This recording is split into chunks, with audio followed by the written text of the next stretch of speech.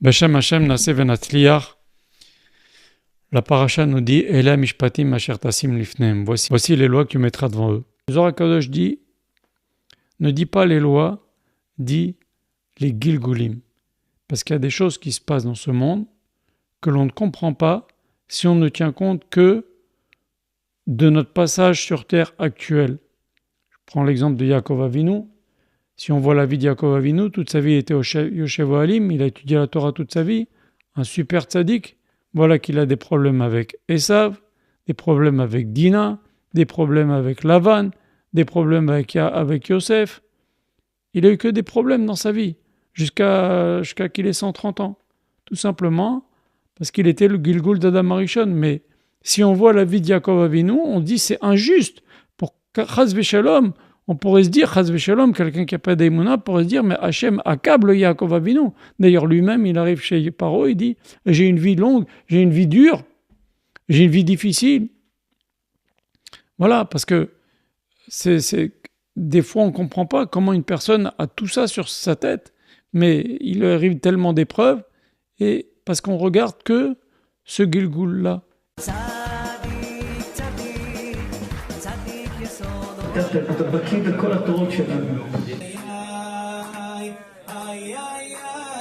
Et David Amelech l'a dit, Mishpeta Hashem emet tzadku yardav.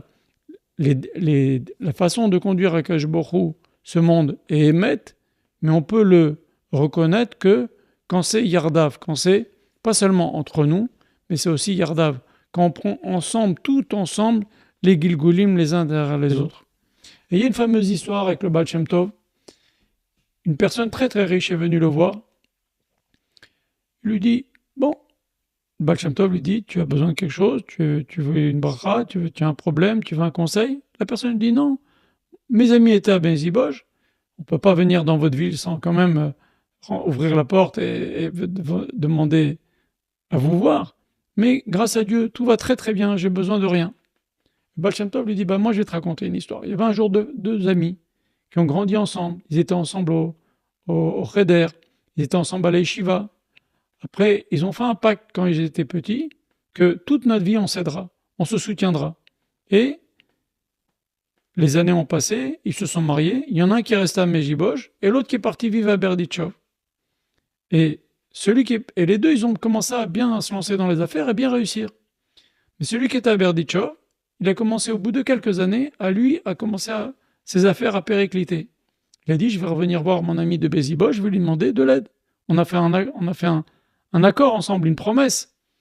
Et il va le voir, il lui dit, écoute, regarde, j'ai des problèmes. Est-ce que tu peux me prêter de l'argent? Je vais un peu remonter un peu ma parnassa. J'ai une famille, je voudrais relancer mon affaire. J'ai un passage à vide, est-ce que tu peux me prêter de l'argent? Le type lui dit, bien sûr, l'homme de Bézibo, je lui dis, bien sûr, je t'avais promis je te donnerai tout ce que je pourrais pour t'aider, je te donne la moitié de ce que j'ai. Voilà, moi, j'ai tant de fortune, je te donne la moitié. Vas-y, relance ton affaire, avec plaisir. Je tiens mes promesses. Très bien. Quelques années après, c'est lui qui vient de partager sa richesse, qui commence à avoir des problèmes. Il se dit, je vais aller voir mon ami que j'ai aidé. Peut-être qu'il va se rappeler lui aussi de notre promesse, il va me renvoyer l'ascenseur. Et donc, il voyage jusqu'à Berdichov. Il arrive à Berdichov, et il voit que son ami est très froid avec lui. Il n'ose pas lui demander. Il dit, ça sert à quoi? Je ne sais pas comment il va réagir. Il attend 1 heure, 2 heures, il dit, je vais attendre demain, peut-être pour lui poser la question. Et le lendemain, il voit que son ami n'est pas avenant avec lui, mais il se dit, mais je suis bien obligé de lui parler. Et il lui dit, voilà, écoute, tu te rappelles, il y a quelques années, je t'ai donné la moitié de ce que j'avais. Et maintenant, c'est à mon tour de te demander de l'aide, car j'ai des problèmes de parnassa. Le type de Berdichov, il dit, je suis désolé. Ça, c'est une promesse qu'on a fait quand on était petit. Mais moi, maintenant, je n'y suis pas tenu. C'est une vieille histoire, ça. Je suis désolé, je ne peux pas t'aider. Et lui, il repart peiné. Peiné parce que l'autre n'a pas tenu sa promesse. Peiné parce qu'il n'a pas eu non plus de reconnaissance, parce qu'il y a à peine quelques années, il venait de lui donner la moitié de sa fortune. Et peiné parce qu'il aimait beaucoup son ami. C'est son ami d'enfance, c'est son meilleur ami. Et qu'il lui fasse comme ça, il s'est dit, il s'est fait avoir un coup de Yetzirah. Il a eu beaucoup de peine. Il a eu beaucoup, beaucoup de peine. Et il a vécu difficilement jusqu'à la fin de ses jours, avec vraiment des problèmes de parnassa, toute sa vie. Alors que celui de Berdichov, grâce à lui finalement, puisque c'est lui qui lui avait donné la moitié de sa fortune, a pu redémarrer, relancer des affaires florissantes. Et il n'a jamais aidé. Bien. Et donc ils arrivent les deux après 120 ans, et celui qui s'est conduit très très mal, il est puni, et celui qui a donné la moitié de sa fortune, il se retrouve très embêté parce qu'il aime son ami, il voit que son ami est puni, et il dit « je veux lui donner la moitié de mes mérites ». Alors là, ça fait un choc dans le ciel. Il dit « je veux lui donner la moitié de mes mérites ». Et dans le ciel, on dit « non, il s'est mal conduit avec toi. Déjà, tu as donné la moitié de ta fortune, il t'a pas rendu l'appareil.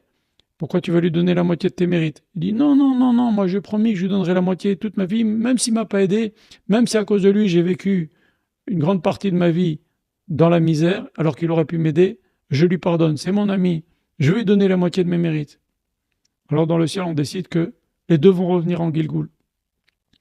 Toi, tu vas rester pauvre, tel que tu as quitté ce monde, et l'autre, il va avoir un très grand mazal, il va être très riche. Et tu vas aller lui demander la tzedaka. Si cette fois-là, il a une chance de se rattraper, il te donne la tzedaka, il connaît pas toute l'histoire, il connaît pas que dans un Gilgoul précédent, vous avez pu vous promettre que vous allez vous donner chacun, même la moitié de ce que vous avez pour vous aider, chacun, eh ben, tu vas un jour lui demander la tzedaka, et s'il te donne la tzedaka, eh ben, effectivement, on acceptera ta demande de lui donner la moitié de tes mérites. Et les années passent, donc les deux reviennent en Gilgoul. Lui, il naît, celui qui avait donné la moitié de sa fortune et qui veut donner la moitié de ses mérites, il naît pauvre. Pas beaucoup de mazal dans la vie, il a beaucoup de problèmes de parnassa, et sa vie, c'est d'aller frapper aux portes et demander la tzedaka. Et l'autre, qui était finalement, qui s'était mal conduit, il naît très riche, dans une famille de gens très très riches, et lui-même il devient très très riche. Et puis un jour, le fameux jour où il a l'occasion de bénéficier de la moitié des mérites de l'autre, cet hôte-là, il vient en tant que pauvre, frappe à sa porte. Et lui et ses gardes, ils commencent à le battre, à lui donner des coups. Et il le frappe, dégage, va-t'en, arrête de nous demander la tzedaka, va-t'en, allez. Et il le frappe tellement que il en meurt. Parce qu'il était vieux, il était fatigué, il était malade. Alors le type qui était devant le Baal Shem Tov, il s'évanouit presque. Il dit, c'est vrai, ça m'est arrivé il y a quelque temps, on a frappé un pauvre avec mes gardes. Il venait nous solliciter. Le Baal Shem Tov, il dit, tu vois, t'as tout raté. T'avais l'occasion de bénéficier de la moitié de ses mérites. T'as été méchant une fois, dans un autre Gilgoul, t'as été méchant de nouveau, et lui, malgré tout ce que t'as été méchant la première fois, il a voulu te donner la moitié de ses mérites, et t'as raté l'occasion de te rattraper. Voilà, donc, il y a des choses que l'on ne comprend pas, des gens qui se conduisent mal, qui ont l'air de réussir brillamment dans la vie, des gens qui se conduisent bien et qui vivent difficilement. Mais c'est pas grave, il n'y a pas que ce monde, il y a les Gilgoulim précédents et il y a le monde d'après. Nous, on tient une chose, le premier verset de la Parashat Azinu qui dit « Kel emuna ven avel » tout ce qu'Akadosh Baruch Hu fait, c'est bien, il n'y a pas de choses incorrectes. Tzadik veyacharou, il est droit et il est juste. Maintenant, nous, on ne comprend pas, mais on sait qu'Akadosh Baruch Hu, il sait ce qu'il fait. Akadosh Baruch Hu, il voit tout. C'est ça ce qu'on a dit tout à l'heure. Mishpete Hashem Emet Satku Yardav. Lorsqu'on met ensemble tous les Gilgulim, là on comprend tout ce que Akadosh Baruch Hu a préparé pour les uns et pour les autres. Et tout ce que fait Akadosh Baruch Hu, c'est bien. Même si on voit des fois des tzadikim qui souffrent, des gens bien qui ont des problèmes, etc. Akadosh Baruch Hu, il sait ce qu'il fait, pourquoi ils reviennent, qu'est-ce qui se passe après. Nous, on ne connaît qu'un tout petit peu. Il y a des grands tzadikim qui savent. Je raconte une autre histoire. Il y a une dame qui a marié son fils avec une jeune fille et elle a pris en grippe cette jeune fille. Elle était méchante avec sa belle-fille de façon terrible, très très méchante avec sa belle-fille. Et un jour, sa belle-fille est venue voir le Ben Ishraï. Elle lui dit, ma belle-mère, elle m'étouffe, elle m'embête, elle se conduit très méchamment avec moi. Ben Ishraï convoque la belle-mère. Il lui dit, madame, qu'est-ce qui se passe avec ta belle-fille? Pourquoi tu l'embêtes comme ça? Il dit, elle lui reproche des tas de choses. Le Ben Ishraï lui dit, madame, ta belle-fille, je vais te dire qui c'est. N'est-ce pas que quand, il y a quelques années, tu as perdu une fille, dans les 3-4 ans, une petite fille, est tombée malade, elle est morte. Il dit oui. Il dit, ben, elle est revenue en Gilgoul dans ta belle-fille. Quand t'embêtes ta belle-fille, t'embêtes ta fille. Comprenez? Donc nous, on ne sait pas. Akadosh Baruch Hu, il sait. Et nous, on doit faire confiance à Akadosh Baruch Hu. Et ça, c'est quelque chose qu'il faut savoir. Ça nous permet de comprendre que on n'a qu'une petite vision, mais on doit faire confiance à Akash Borou. Il n'y a rien d'injuste. Ça nous paraît injuste que si on prend notre passage sur Terre. Mais si on voit ce qui s'est passé avant, et si on voit ce qui se passe après, et ça on le verra qu'après nos 120 ans, on dira, c'est le Olam Haemet. Ce qu'Hachem fait, c'est juste et c'est bien. Shem Machem.